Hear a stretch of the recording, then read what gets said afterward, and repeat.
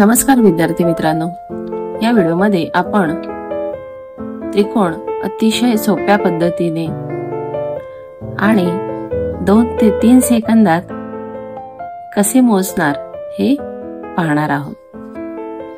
बघा, हा पहिला त्रिकोण आहे। मी काढलेला हा पहिला त्रिकोण। याच्यामध्ये किती त्रिकोण दिसतात आपल्याला? एकच दिसतात।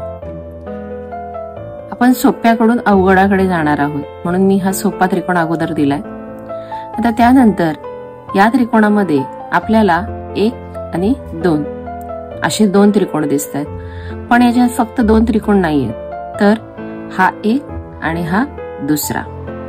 आता आपल्याला याच्यातले त्रिकोण ट्रिकने काढायचे आहेत, म्हणून आपल्याला ह्या 1 आणि 2 ची काय करायची आहे तर बेरीज करायची आहे। किती आली? 3। म्हणजे या त्रिकोणात किती त्रिकोण आहेत तर 3 त्रिकोण आहेत। पुढे बघा, जसं आपण याच्या अगोदरच्या त्रिकोणामध्ये केलं तसंच आपण याही त्रिकोणामध्ये करणार आहोत। बघा, याच्यातले छोटे त्रिकोण किती आहेत? एका त्रिकोणामध्ये उभ्या रेषा मारल्यानंतर 1, 2 आणि 3, ह्या 3 ची आपल्याला बेरीज करायची आहे। किती आली? 1 + 2 3, 3 + 3 6। म्हणजे ह्या त्रिकोणात किती त्रिकोण आहेत तर 6 त्रिकोण आहेत। पुढेही या त्रिकोणात बघा 1, 2, 3, 4 आणि 5 याची बेरीज करायची। 1 + 2 3, 3 + 3 6, 6 + 4 10, 10 + 5 15। किती त्रिकोण आहेत तर 15 त्रिकोण आहेत। अशा पद्धतीने आपण 2 ते 3 सेकंदामध्येच उत्तर काढू शकतो। आपण पहिला अगोदरच्या त्रिकोणामध्ये उभ्या रेषा होत्या, आता याच्यामध्ये आडव्या रेषा केलेल्या आहेत। मग आडव्या रेषा केल्यामुळे आता या ठिकाणी कोणती ट्रिक वापरायची तर बघा, आता आडव्या किती लाईन आहेत ह्या त्रिकोणात? 1 आहे आणि ही दुसरी आहे। 1 आहे आणि ही दुसरी आहे। जर आपण याला 1 नंबर दिला आणि याला 2 नंबर दिला, 1 आणि 2 ची बेरीज केली, किती होईल? 3। पण 3 याचं उत्तर आहे का तर नाही, कारण हा जो खालचा आहे हा त्रिकोण नाहीये, त्यामुळे हे उत्तर आपलं चुकणार आहे। म्हणून आपण काय करायचं तर यामध्ये वापरली जाणारी ट्रिक कोणती आहे तर ह्या ज्या आडव्या रेषा आहेत ह्या मोजायच्या। ही आहे 1, ही आहे 2। जेवढ्या आडव्या रेषा तेवढे त्रिकोण। याच्यात 2 आडव्या रेषा आहेत म्हणून 2 त्रिकोण। याच्यामध्ये किती आहेत? 1, 2 आणि 3।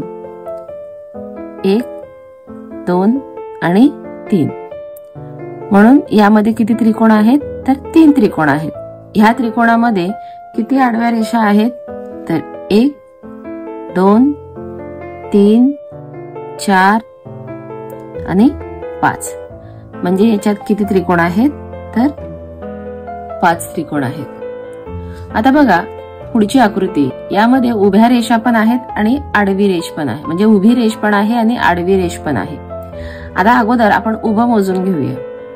1 आणि 2 म्हणजे किती झाले? 1 + 2 3, अधिक आडवे किती आहेत? 1 आणि 2, किती झाले?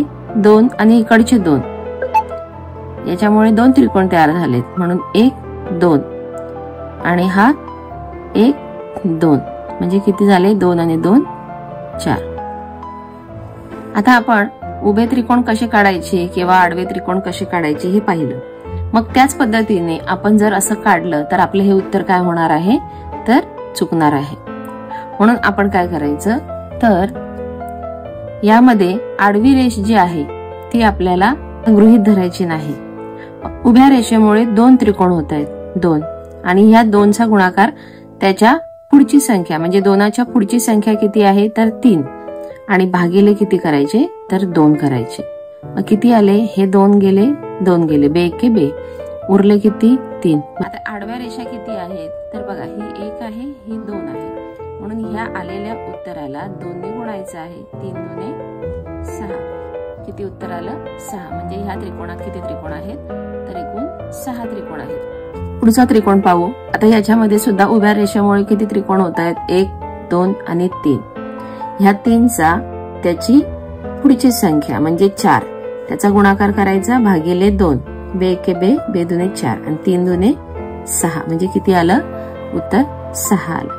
आता ह्या आलेल्या उत्तराला आपल्याला कितीने गुणायचं आहे?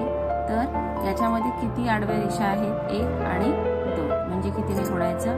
तर 2 ने गुणायचं. 6 दुने 12 म्हणजे ह्या त्रिकोणात किती त्रिकोण आहेत? तर 12 त्रिकोण आहेत. यामध्ये आडव्या रेषा किती आहेत? तर 2 आहेत आणि ही खालची एक 3 म्हणजे ही 1, ही 2 आणि ही 3. आता याची ह्या 3ची जी पुढची संख्या आहे, 3ची पुढची संख्या कोणती? तर 4 आणि त्याला काय करायचं? भागिले 2. बे एके बे, बे दुने 4 किती आलं? 6. आता या 6ला कितीने गुणायचं? तर आडव्या रेषा किती आहेत? 1 2 3 6 3 18 म्हणजे किती त्रिकोण आहेत? तर एकूण 18 त्रिकोण त्या त्रिकोणामध्ये आकृतीमध्ये आहेत असा त्याचा अर्थ आहे.